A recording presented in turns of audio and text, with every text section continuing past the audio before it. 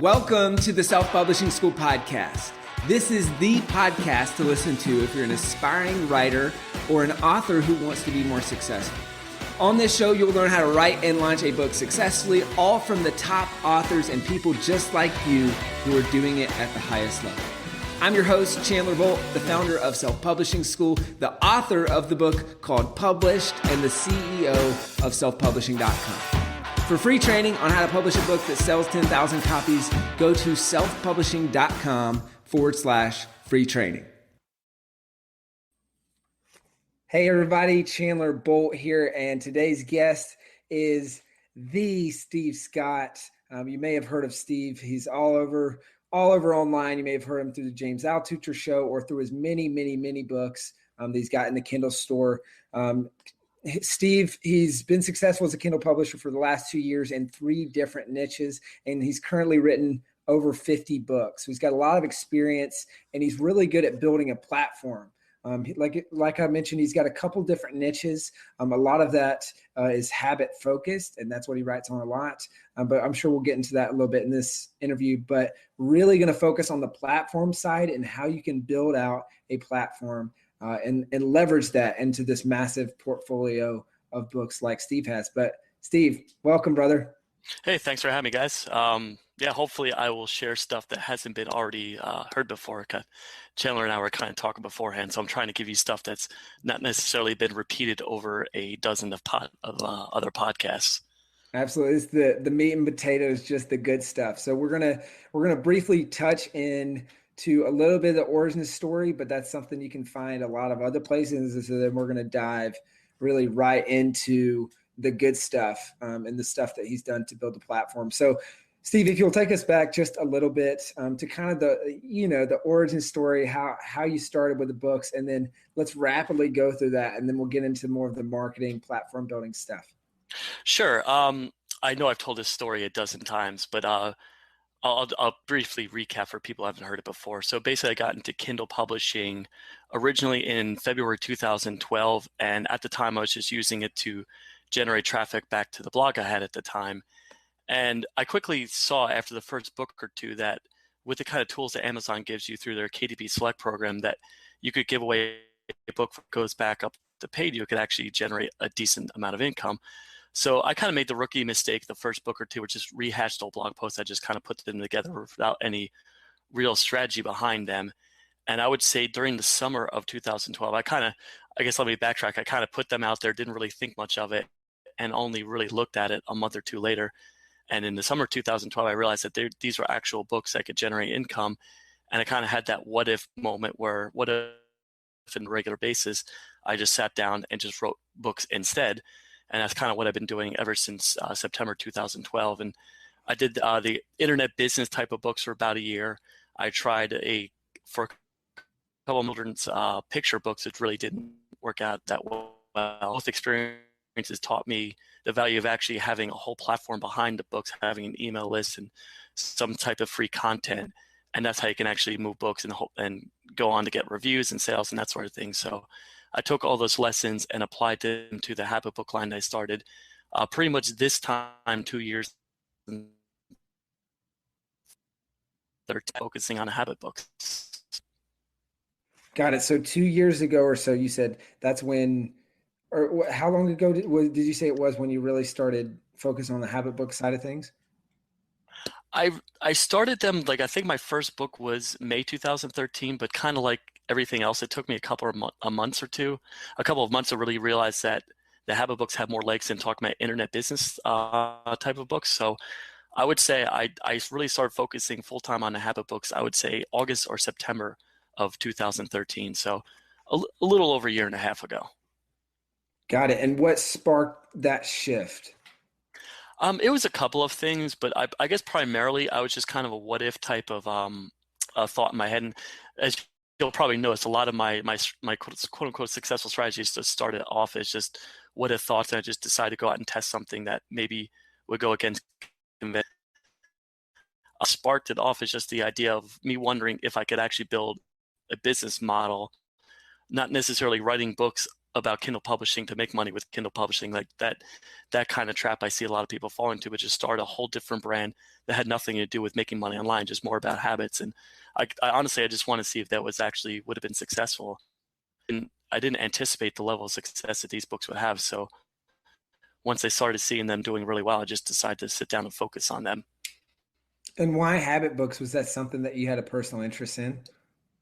Oh yeah, definitely. And when I look back at pretty much all the success I've had in my life, whether it's like always kind of just it revolved around actually what the actions I chose to do every single day, and kind of generally my habits. So once I really kind of started improving myself, I realized that there were certain things I did every day that kind of made a difference in my life, and I felt that while I don't necessarily have a PhD in personal development or habit development, a world experience that I can impart some of what I've learned into kind of short, actionable books. Got it. And you talked about the habit brand really taking off more than you ever thought it would. What are some of the things, some of the reasons behind that, would you say? To be honest, I'm not really sure. That's really not the most authority thing to say. But I would say at the time the market wasn't as saturated. Personal development, there were a few books out there, but there weren't really that many habit books. Now that said, there's a lot of habit books now. I guess I've kind of created my own competition, but I would say just it was a market at the time that was kind of untapped. People weren't really talking about it. And I don't know, I just kind of applied the same knowledge that I did with the internet business stuff, that instead of really a lot of things in a single book, I just focus on one small topic and try to do my best to drill down into it. And I guess one of my friends made a joke like, how could you write 80 pages worth of content on to-do lists? And I guess the answer to that was I just sat down and really tried to write everything I know about one particular topic. And it might seem like I'm really getting into the weeds here, but I think some readers really appreciate kind of the in-depth coverage of certain topics. Yeah, and that was the focus with a lot of your books from the very beginning, which was in-depth coverage on these micro topics. And I think a lot of people take a look at this, and especially your success, and they say, "Oh, he must just be this marketing wizard." But in the beginning, it really was about the writing of the books, right? And really consistently getting those books out there, and that focus has stayed, and that's why you've been able to continue building the business, right? Yeah, exactly. And I would say there are a lot of things I actually, even talking with Chandler offline, there are a lot of things I've started to realize that I don't do as well. And maybe one of the reasons I've done well with Kindle is you don't have to do a lot of things well. You don't only really need to do a few things well. And I knew the basics of email list building. I knew the basics of turning content into subscribers who in turn turn into paid readers. And I guess what kind of attracted me naturally to the Kindle platform is just the fact that you can really just be pretty good at a few things and you can actually build a business off of it. Whereas if you wanted to actually come out with an information product these days, it takes a lot of effort and a lot of things that you have to do well. So I don't know. I actually kind of just lost the train of my thought. What was the original question? Oh, we were just talking about the focus Oh, on writing books. Yeah, and how you were saying how Kindle, you don't have to do a lot of things well. I'd love yeah. for you to dive into those few things that you said that you did know and that you were doing well. Sure. Actually, from the beginning, I had an affiliate marketing business that did pretty well starting in 2006, and pretty much a year or so ago. So a good solid 7 years of just affiliate marketing experience. And the one thing I learned with that is just the most important thing is to get people on the email list. So from the beginning, I was very aggressive as far as building up an email list, and I knew that I knew the value that even if you didn't really know what you wanted to do with those email subscribers, you always have them there in case you need to pivot or in case you want to actually poll your audience and find out questions about your next particular book.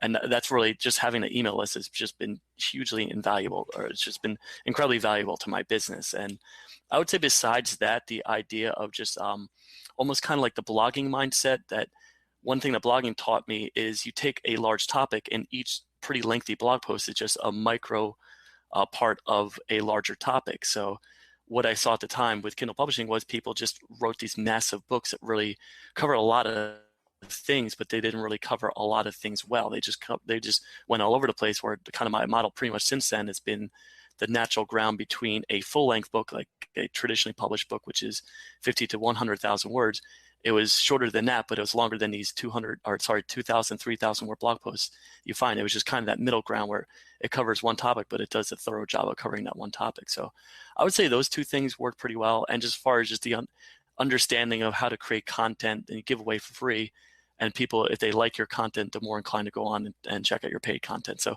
I would say those three strategies from the beginning kind of helped me, I guess, get a little bit of an edge on the competition. Got it. And so a lot of that's focused on the bridging the gap between blog posts and traditionally published books. It's building the email list up pretty well. And then what was the third thing? Just kind of understanding that giving away free content is not necessarily bad. And I would say the best example of this on Kindle and pretty much all the ebook marketplaces is the idea of the perma-free book, that even though you're giving away something for free, it can lead into people into your funnel who would in turn go on to check out your other stuff. Makes sense. And now once you had like the first few books under your belt, what are some things that you've done since to kind of grow as a platform? You want to dive into some of that? Sure. It's just starting to pay off now, but for a long time, I kind of put the blog to the side because the Kindle books were doing pretty well. But from the beginning with the habit books, I started developgoodhabits.com, which is, to be honest, it's not the greatest blog in the world, but I'm starting to see that certain blog posts that I wrote a year or two ago, they're starting to be picked up by Google. So the way Google works is you type in a keyword and people find your content. And I wrote a decent amount of content that people are actually finding older blog posts and they're checking it out. And now I put email capture forms pretty much 3 or 4 spots on my blog. They read a piece of content and they go and join your email list and they get into my funnel. And basically my funnel is a 7 to 8 part autoresponder sequence that introduces me as an author, but also promotes specific books. And one of the things that I'm doing now in the next month or so is I'm coming out with a book bundle of 5 of my books that have traditionally sold pretty well. And that's going to be the second or third email inside the actual autoresponder sequence, just a straight up promotion of that one book bundle. So I guess the point here is kind of the one thing that I'm using to grow my business is having a content platform out there besides the Amazon platform. And I know a lot of people say you should get on Amazon and perhaps other book platforms like Kobo, iBooks, and all that. But I also think you should have some sort of free content platform, whether it's a blog, whether it's a podcast, whether it's a YouTube channel. And I guess, Chen, I'll let you jump in here if you have questions about that, but I have a couple other things too. Oh yeah, I guess my one question I would have there is, and I'll let you keep going, is so you're basically saying you need to have a place to send people beyond just the landing page, a place that people can actually find value and interact with and come back to, and then can be redirected back to the books. I would say yes. This is where it gets a little tricky. I would say for people starting out, honestly, your best bet is to come out with your second, third, and fourth book. I would say that's a better use of your time. But if you're looking for ways to grow beyond just relying on Amazon or other ebook platforms, I would say some type of content channel. Like I naturally prefer blogging because I'm a writer. I can manage writing. And the good thing with writing is you can actually outsource other people to write pieces of content for your blog. And that's something I'm starting to do is I'm not necessarily trying to write everything myself. I'm hiring knowledge experts in one particular topic and they'll just provide content for my blog. Now that's the key point, content for my blog, not necessarily my Kindle books. But if you find that you're more of a natural speaker, you prefer podcasting or YouTube channel, you could have the same effect where you build an audience, you provide free content, and you could take that free content and maybe put into a Kindle book. That people there that every time you come out with a new book, audience, and they can buy your book. But I recommend for any type of content platform, it really goes back to email list building, and you want to do as good of a job as possible to build up your email list. Got it. And so, did you want to keep going with the author platform stuff, or Yes. we can really dive into like building the email list, or we can circle back to that? Yeah, maybe we could circle back to that because I would say one thing that I have to also apologize. A lot of times I'll say one thing I'm doing is just because I'm constantly testing different things. So if I don't have an actual firm, this is what works, I have to apologize because it's just I'm constantly testing stuff. But the one thing I'm testing is actually something I learned from Chandler is I'm actually testing content upgrades for every single Kindle book. And that's something I'm rolling out in the next couple of weeks. But the idea here is you take your one book. So the one book I'm working on is Master Evernote. Back, what I've done for the last couple of years is I had a very generic 77 good habits to live a better life. And that did pretty well as far as turning people into email subscribers, but it doesn't do as well as a hyper targeted book. And the reason I mentioned Chandler, because you had the productive person, you had the audiobook with little checklists, and I really thought that was brilliant. The problem is you almost have to go into each single Kindle book and write something specific for that audience. And when you have like 50 some odd books, it gets really time consuming. So what I'm implementing now with my master Evernote is actually create a bunch of checklists and a quick start guide for Evernote, and that's actually something I'm putting inside my Evernote book. And the decluttering book I just came out with the same thing, a little checklist and stuff like that. So you want to take your top selling books and create something that's specialized for that particular book reader, and they're more inclined to go join your email list if they see an offer that's super targeted to them. Got it. Love that. That's really good stuff. And so you said we'll circle back to the email, other building stuff. What was the other? You were in a train of thought on the whole just author platform building side of things. Yeah, sure. Actually, it's a lot of involves experimentation, but the one reason I really like the idea of having a blog is I feel that paid advertisement is going to be really even more important than it already is right now. But with Facebook ads, you can actually target people if they visit specific spots on your blog. And the problem with YouTube or a podcast, you don't necessarily control that traffic.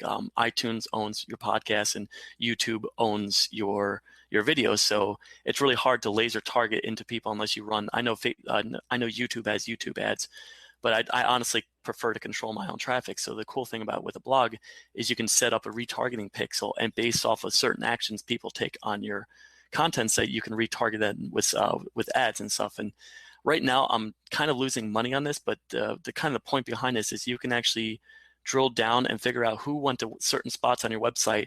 And if they haven't already joined your email list, but you know that, so actually, let me take a step back. So say someone clicks a link in your book to a piece of content you have on your blog, but you know through retargeting they haven't joined your email list, you can actually run ads to those specific people. So you know that they're Kindle book readers, but they're not on your email list.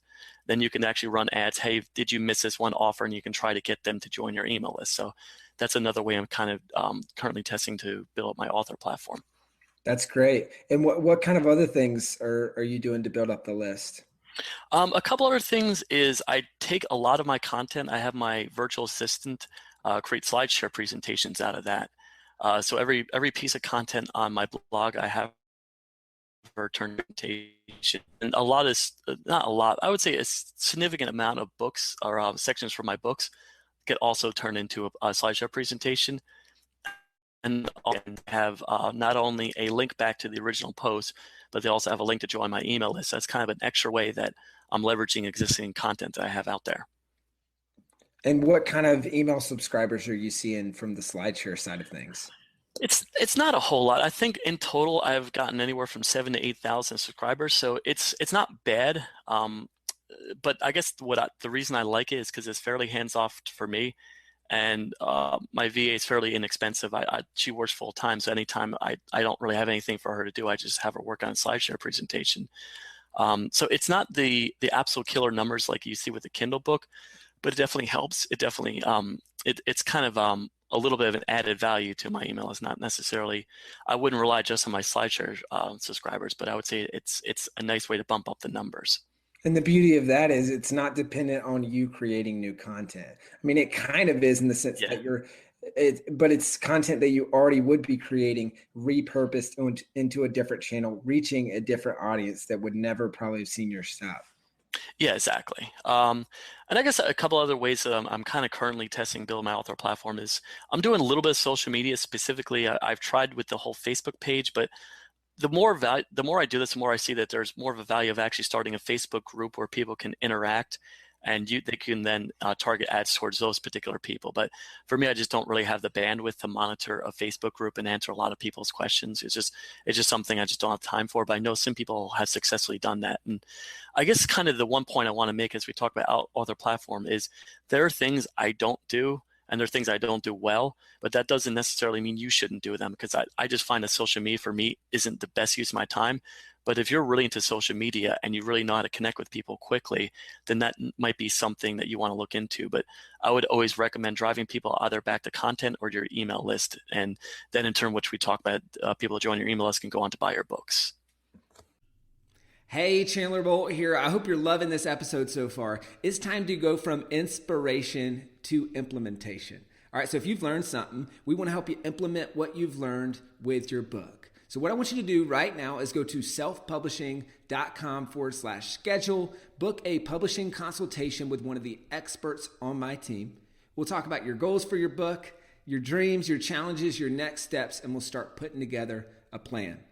All right, so go to selfpublishing.com/schedule, book a call with the team. Let's see how we can help with your book. It's time to implement. Got it. And are there any other things that we haven't touched on so far that you do to drive email subscribers? Off the top of my head, I don't know right now. I'm sure I'll remember as a conversation. I'll just like jump in with it. Oh yeah, I remember this. Cool. Now, what do you do because I know now that you kind of have a portfolio of books, you're able to send people once they buy one book over to maybe another book that they would like, or you're able to kind of create this little mini Steve Scott ecosystem inside of Amazon to where people are moving from book to book. And I've even seen on some of your reviews where people are saying, another great book by Steve Scott. And, they just go off about how awesome your books are, which just shows that they're buying book after book after book. So what do you do to foster that and to turn one-time customers into multiple-time customers? Sure thing. So basically, I do something that goes against conventional wisdom. Whereas a lot of people try to sell their book, they'll launch their book for $2.99 or $3.99 or even give it away for free. I try to get those initial sales. So I'll launch a book for 99 cents and I really do a solid push for 5 to 7 days of just trying to sell that book for 99 cents. And as part of the conversation I had with my email subscribers, I just let them know, hey, it's only 99 cents for a couple of days. You should go check it out, buy here, leave a review, that sort of thing. And I also hold regular sales events, I would say every 2 to 3 months. I'll just group a book, I'll take a group of books, put them together, and have kind of a fire sale for 99 cents a piece. And I guess this goes against conventional wisdom where a lot of times people say you should try maximizing your value per customer. I try to give my customers the best possible deal because I know that with the Amazon platform, there's a lot more customers who haven't heard about me. So trying to sell my books at 99 cents, it kind of hooks them the idea that they can get good quality value from the content at a low price. And I just try to hook them into the idea of continuously buying 99-cent books. But obviously, once past the launch date, I raise things up to $2.99 and above from there. So it's normally 99 cents during launch and then $2.99, like maybe after a week or so? Yeah, I'm trying to find the right sequence. I'm actually settling down now around 5 to 6 days. I feel that the 7 days is too long. And I might try in the future actually having a couple days at 99 cents and then raising up to $1.99 for a day or two and then $2.99. So I'm trying to find the good method. But what I've learned with Amazon is if you have a blast of promotion all in one day and it drops off the charts after that, they really just don't seem to like that. It's more of the steady amount of sales over the course of 5 to 6 days. Amazon will notice it and then it'll start to kind of do its own type of marketing on their end. Got it. So that's a really good tip to pull out. So you're doing the 99 cents up, and then upgrading up in the price from there. What are some other things? Because you touched on events there, and you touched on some other things. So what's kind of your 80-20 behind building the platform and getting people to buy multiple books? I would say if I really broke it down to an 80-20, and if someone said, all right, what do I do right now to get started? I would say first off, have a solid email sequence. So I would say even before you write your book, you want to have a really good lead magnet, and you don't have to go necessarily crazy like I do with trying to create unique lead magnets for every single book, but have a solid one that would generally apply to all your books. Have an actual 4 to 5 email sequence that just promotes other books. So create all that now. Actually, if you're just getting started, I guess you won't necessarily have to create all those emails, but just have something where you're building a list. Get your first book out there. Really make sure that in the front and the back of your book, you're building your email list. Launch your book for free. I don't necessarily recommend that for a long-term strategy, but launching your book for free is a good way to kind of get started if you don't have an existing platform. And I would say write 3 to 4 books, continuously roll them out, continuously build your list. And every time you come out with a new book, use that list to promote the next book. And then once you start getting a little bit of traction, I would say at the 4 or 5 book mark, then start to think about a content platform that you can use to promote your books. And you don't necessarily have to create unique content. So a lot of times you can take certain pieces of your book, just do a quick rewrite, and as long as the content's written uniquely. So Amazon has a rule that only 10% of the content can be published elsewhere if you use their KDP Select program. So if you basically take the content, do a quick rewrite that's still within their terms of services, put that on the blog, and you can use that to get a little bit of extra traffic and eyeballs on your overall brand.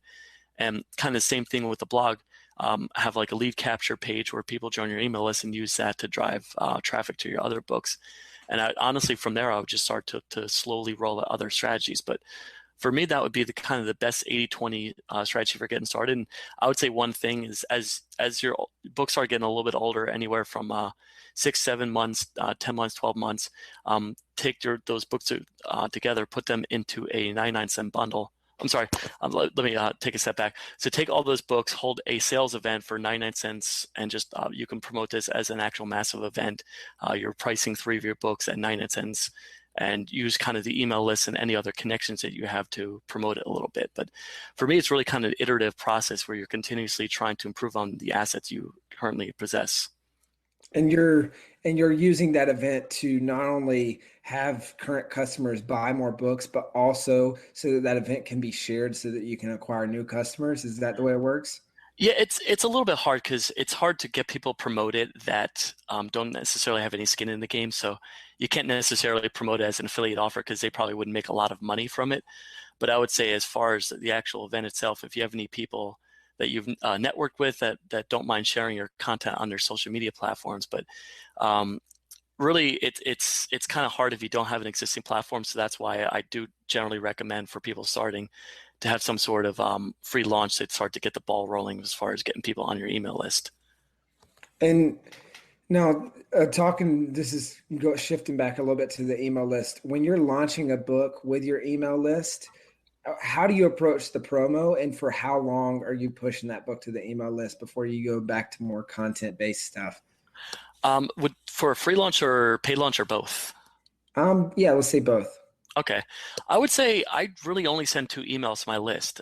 I've tried 3, but it seems a bit overkill to me. Just for a simple fact, I know in a couple weeks down the road I have something else to offer, so I don't want to burn my list. So I will have an initial, hey, here's the book, you should go check it out. Actually, let me take another step back. What I do before that is what I'm starting to do now is I actually pull my email list even when I come up with a book topic. So I'm having a book that comes out about introversion, and I actually wrote an email to my list, what is your biggest struggle with being an introvert? And you get a lot of feedback from that. So you get a lot of emails back from that. And sometimes I'll find a good question, I'll email someone about that, and I'll just start to establish a little bit of a relationship with individual people. And I save those emails, so when the book does come out, I have those people that could get a free copy and also potentially leave a review because you already know that they're interested in the content they've added to the actual book itself. So I try to give them a free book and also try to get them to go leave a review. So I guess that would be the first email, but that's usually 2 months between that email and when the book is launched. And when the book is actually launched, I'll go send all the emails to the people who respond to the survey. And then I'll give that a day or so. And then once I start to get reviews back from them, I'll actually formally launch it to my email list. And I'll just basically say the book's 99 cents for this amount of days. You should go check it out and grab it before it goes up to $2.99. So I'll have that first email go out. And then I do a couple of other campaigns. Like I'll go post something on my blog on another day. I'll spread it on my social media platforms on a different day. And if I have a writing partner, 2 different writing partners who are my co-authors, and I'll ask them to promote it on a different day. So I'm trying to ping Amazon on separate days with a little bit of marketing. And then finally, I would say a day or 2 before I'm launching or raising the book price to $2.99, I'll send the last chance offer. And this is kind of that scarcity play that you see with a lot of marketers where it's only going to be available for 2 more days at 99 cents. So you should go grab it right now. Got it. And have you seen pretty good results from that last chance email? Does that drive a lot of people? Yeah, surprisingly, I see it converts almost as well as the first email. So there really are a lot of people who don't necessarily take action, or they never picked up or they never even saw your initial email. And sometimes the subject line you write might not be that attractive to them, but the follow-up subject line might be more attractive to them. So what I'll often do is with my email marketing provider, which is Aweber, AWEBER.com. I'll basically take the list. I'll see who didn't click on the link, and I'll just send an email just to those people. So I know that the people have already checked out the book. They've already clicked the link. They've already looked at it. even if they're not interested, I try not to bother. And I'm trying not to burn out my list here. So I'll just send an email to the people who haven't actually checked out the book yet and hit them with an additional offer. So it's really, I try to strike that balance between being aggressive with marketing while also keeping people on my email list and interested in any future book that I might come out with. And what kind of subject lines do you use for those last chance offers? It's hard because I tend to be very literal with my subject line. So if a book is about the 10-minute declutter habit, I'll write the 10-minute declutter habit. So it's not really the most sexy of subject lines. I do try sometimes the blind subject lines, but I find that that ticks people off more. So it's really on a case by case situation, but it's stuff like, did you see this question mark, or your last chance dot dot dot, stuff like that. But to me, that toes a line between spammy and too aggressive, but I do use it sometimes, but I'm always a little hesitant to use it. So a lot of times what I'll do is I'll look at past subject lines to seem to get the most clicks, and I'll try to have one that's similar to that. Got it. And what about for your autoresponder? You were talking about that a little bit, about how you've got 5 to 8 emails on the autoresponder. How do you manage that, and what does that sequence look like to where someone buys your book? Let's say they opt in the 10-minute declutter, and then they opt in for the tools that you created there. What would that autoresponder look like for that book? Sure. So the way this is done, and this is all, again, this is theory because I haven't actually implemented this yet, but what I'm looking to do now is with the lead pages program, you can actually create a lead magnet. So basically someone can get they get their email, they get the download link for that particular email, but that doesn't actually sign them up to a separate list. What it does do is it signs them up for your main list. So they get one email with your actual new offer, and they get a second email that just automatically subscribes them to your main list. And you can actually do that through lead pages, which is why I love that program. So let's say that someone grabs my Master Evernote download, so they get the checklist, they get all that, and inside the email that basically tells them, hey, go check out another email that sent you, that 77 good habits to live a better life. So they're now on this list. So that's they're into the main list now. So they get that report as technically it's a bonus report.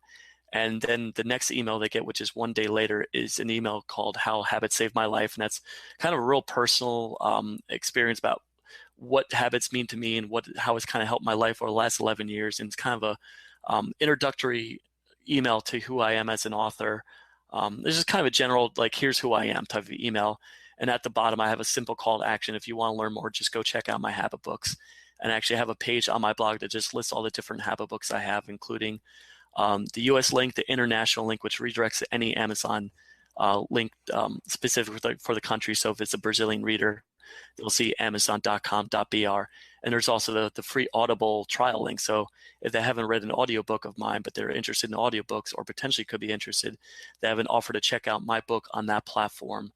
And the way Audible works is it's like a $50 bounty if someone checks out your book and stays a member for 2 months. So I'm trying to, I guess, drum up a little bit interest in my audiobooks as well. So that's a simple redirect link I have at the bottom of the second email, and that's habitbooks.com. And that used to automatically redirect to my Amazon page, but I just decided to have it put on my blog itself because I kind of wanted to start controlling that traffic more. So that's the second email. The third email is simply a free offer for my free perma-free book. So I'm trying to strengthen the relationship by giving them free stuff. So here's a free book they can check out. That's Bad Habits No More. So they go check out my perma-free book on Amazon. And then after that, I start rolling out some of the actual, here, go check out my paid book. So right now I have a promotion for my anti-procrastination habits book, but as soon as I come out with my book bundle, I'm actually going to swap that out and put a strong promotion for my main book bundle. And then from there, it's just a mix of kind of content and different email promotions. And I really haven't quite figured out the exact sequence I want for the back end of my autoresponder sequence, but I'm constantly trying to find that middle ground between pushing content while also pushing people to go check out and buy more books.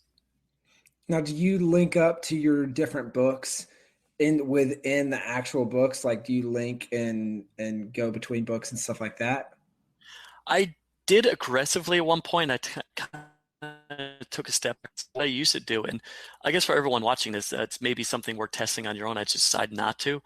But at the back of every book, what I used to have an excerpt of another book that was similar. So someone that read 23 anti-procrastination habits, improving their to-do list. So I would have a short excerpt of my book, To-Do List Makeover, in the back of 23 anti-procrastination habits. And if you actually picture like a wheel in your mind, like each point kind of points to a different book. So it's like this big circular, they're all pointing towards different books. So in theory, someone could come into one book and they have an opportunity, if they went through the chain of checking out different excerpts from different books. And I found that didn't necessarily convert as well as I thought it did. So what I simply do now is I just simply have another offer for my email list in the back of the books, kind of substituting that. But what I also do is it doesn't convert as well, but I definitely have a More Books by Steve in the back of all my books. So if someone's interested in anything else I've written, they can go check out my other library. But I definitely give them as many opportunities as possible to check out other books. And unfortunately with Amazon, it's almost impossible to track where customers are coming from. It's more just kind of your gut feeling, and what you see actually gets clicks on your website. Got it. And do you also put that More Books by Steve page at the beginning of the book, or is that just at the end of the book? It's just at the end of the book. And I guess just it comes down to, you don't want to cause paralysis with your readers. So when someone checks out your book, be on the list. So you don't want to start a book with, here's my email list, here's a bunch of books that you can buy. Oh yeah, here's my information product. You should go check that as well. Like, you should really just give them one focus and one action. And then maybe inside the content itself, you can leave links here or there towards free content. So a lot of free content, and pretty much I do provide a link here more, and I'm providing value inside the book itself. So I do know that ebook readers by nature, they tend to be pretty prickly. And I know from my own experiences, so if I'm reading a book and it's constantly a pitch fest for something else, I'll kind of get ticked off and not even want to read the book if I feel I'm just being marketed to after I paid some money to read a book. So I do try finding that balance between good marketing, but also providing a valuable reading experience. That makes sense. And so let's talk about how you built, because now, you're known, and whether you like it or not, as kind of like the $50,000 a month man ever since you went on James Altuch tour and all that stuff. But Yeah. it's 20 to 50,000 to that obviously fluctuates from month to month, but it's a significant income just off of Kindle books. And let's kind of dive into, because I know there was the habit stacking effect, which was one of your books that did really well. But let's talk about the build up to that, and kind of what were some of the reasons you feel like that you've been able to build such a significant monthly recurring revenue? So to answer that question, honestly, what I did really well this time last year, and what I kind of got away from, which is kind of in direct relation to why my income has gone down, is I was very consistent for many years. So I would stick to a very tight schedule. So I'd write a certain word count every single day. I'd track that word count. I would have a publishing schedule where I carefully mapped out what I was going to write, when I was going to write, and how I was going to write it. And honestly, just being very consistent, I think, was kind of one of the pillars of my success. And I think in particular why that book took off, and what I've been trying to figure out how to replicate that, is the fact that it was a very unique concept at the time. No one ever mentioned the word habit stacking up until I wrote a book about that. And I guess just the title, and I guess the idea there is just by being consistent, that when I had those email subscribers, I had the blog followers, I had the network, that when that one particular book took off, it really took off. Whereas if I didn't lay the found emails done moderately well, it just wouldn't have hit the marks that I.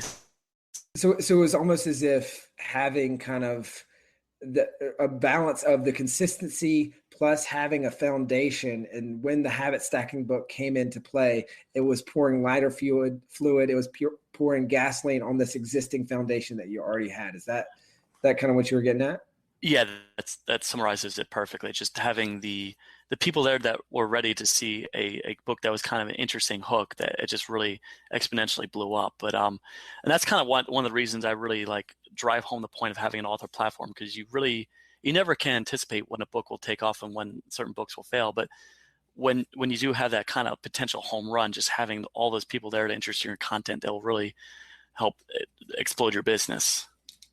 Got it. And And what have you done to try to recreate that? Because I know whenever you have a big success like that, it's always analyzing it. Why was it such a big success? And how can I do this again? What were kind of the key takeaways from that book success? And what are you doing to try to recreate that?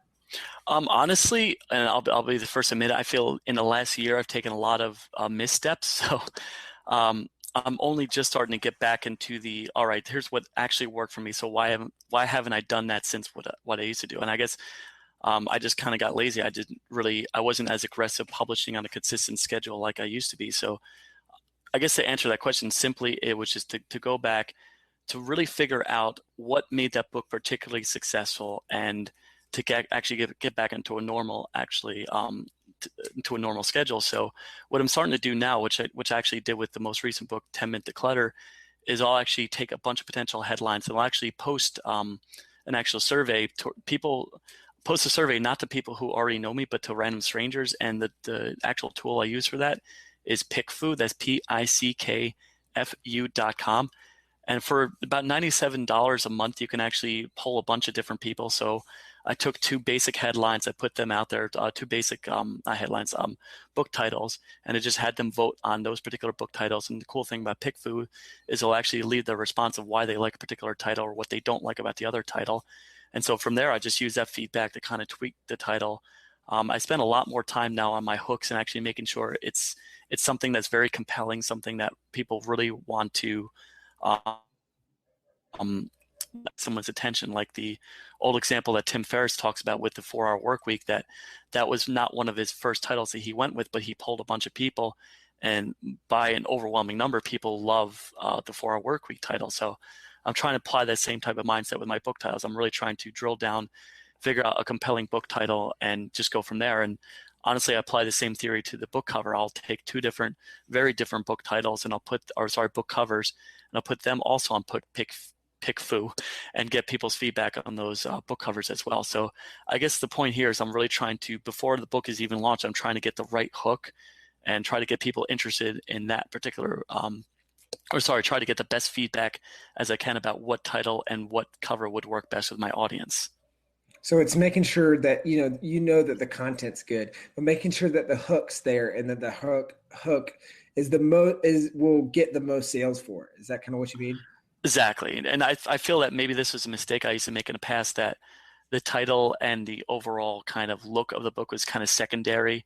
Like as I'm nearing end of a book, I'm like, oh, maybe I should think of a title. Whereas I'm almost thinking now that it's more important to have that solid title in place before you even put pen to paper. Just kind of have that, all right, here's what I'm talking about. And you kind of sculpt the book around that particular theme. Got it. That makes perfect sense. Well, that's great. Well, I guess we'll wrap with this. And if you could just give people that are watching this interview one parting piece of advice if they're attempting to build an author platform. So say they're maybe starting with their first book right now, or maybe they have one under their belt. What would be a piece of feedback or advice that you'd give to them?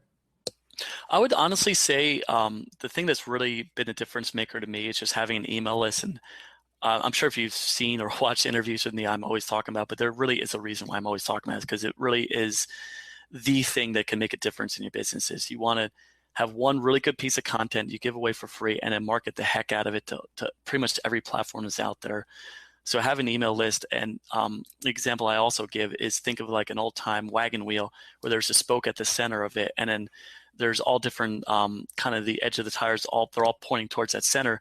You want to consider your email list to be kind of the focal point of your business. And I think a lot of authors just make the mistake of just considering their books to be at the central point of their business. But you never know if Amazon's going to change their rules, or if you're publishing on different platforms, if some other new technology is going to come along the way. But if you have that email list, if you have those group of subscribers that really know, like, and trust you, you can always make a pivot no matter what happens. So I definitely recommend just building a business around an email list. Got it. That's a great tip. And I think that was kind of the theme interwoven throughout this email, or throughout this, I said throughout this email, throughout this interview. It's so ingrained in my brain that I can't even stop from saying the word email or email list. But that was the theme, and that's a good takeaway to leave with. And Steve, thanks so much for doing this. Thanks so much for coming on. And parting before we head off here, what's one way that people can get in touch with you and can especially find out more info about your books? I'd say probably the best place is developgoodhabits.com. And I used to promote my podcast, but I actually made pretty much the hard 80-20 rule decision to kind of stop the podcast because I really want to focus on my habit books. But if you go to developgoodhabits.com, you'll find my email address. And that's pretty much the only place you can find my email address now online because I've kind of taken a step back from the teaching part. So if you need to get in contact with me there, just go through the actual contact form on Develop Good Habits. Awesome. They can find the books there as well. Yeah, pretty much all the books we talk about are there. Pretty much all my habit books. If you just go online, just type in Steve Scott, you can find my kind of older internet business type of books is there as well. Awesome. Steve, thanks so much, brother. All right. Thanks, guys. Thank you so much for watching or listening to this episode of the Self-Publishing School podcast. I know there's so many places that you can be spending your time. There's other podcasts that you could be listening to, YouTube channels that you could be watching. So thank you so much. It means the world. Now, I want you to do 3 things right now if you found this episode helpful. All right, number 1, I don't know if you know this, but we've got a YouTube channel. It's a companion channel to this podcast. All the video versions of the episode are on the YouTube channel. So number 1, subscribe to the YouTube channel. Number 2, if you're listening to this podcast wherever, whether this is Spotify, Apple Podcasts, number 2, I want you to subscribe to this podcast right now so you don't miss a future episode. And then number 3, this is probably the most important, leave a review on the podcast. All right, reviews are super important and help the podcast get discovered by other people. So number 3, leave a review on the podcast. Thank you so much. I'll see you in the next episode.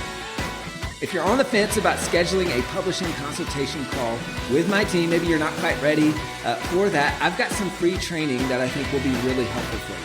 All right, all you have to do is go to register to sign up. Go to selfpublishing.com/free training. When you do, you're also going to get a free digital copy of my new book, Published. And on that training, you're going to learn the next steps, so how to implement with your book. So how to write, how to publish, how to launch successfully. So go to register right now at selfpublishing.com/free training. I'll see you there.